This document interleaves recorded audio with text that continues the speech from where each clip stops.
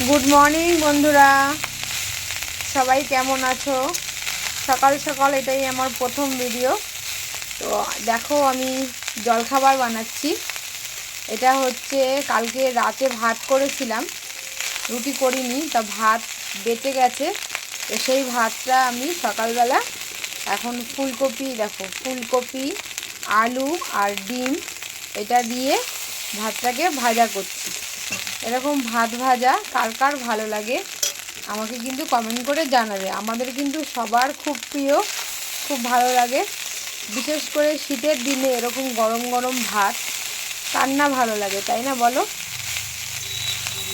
ঠান্ডা ভাত রোদে বসে খাওয়ার একটা আলাদা মজা।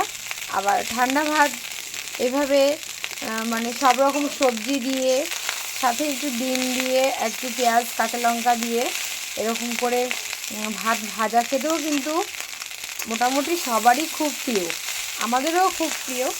দেখো, আজকে আমাদের জলখাবার এটাই হচ্ছে। কালকে তো হয়েছিল, তোমাদের দেখালাম আলুর পরোটা। আর আগের দিনের ভিডিওটা আমি করতে পারিনি, সব দিনই একটু একটু করে ভিডিও করছি, যেহেতু বাড়ি চলে এসেছি এখন, তাই। তো বাড়িতে আমি এখন আজকে দেখো জলখাবার করলাম ভাত ভাজা।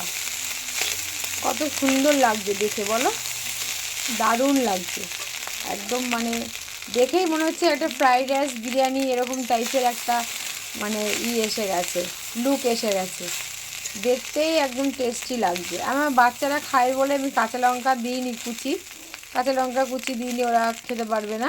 তো কাঁচা লঙ্কা খাওয়ার সময় খেয়ে নেবো কামড়ে কামড়ে।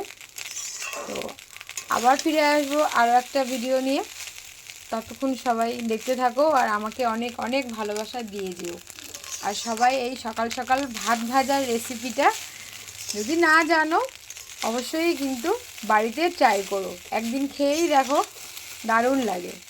ঠান্ডা ভাত খাওয়ার থেকে এরকম ভাত ভেজে খেতে দারুণ লাগে, একবার বাড়িতে ট্রাই করো।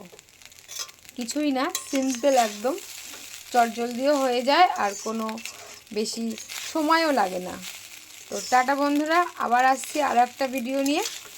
ততক্ষণ দেখতে থাকো আর আমাকে ভালোবাসা দিয়ে যেও।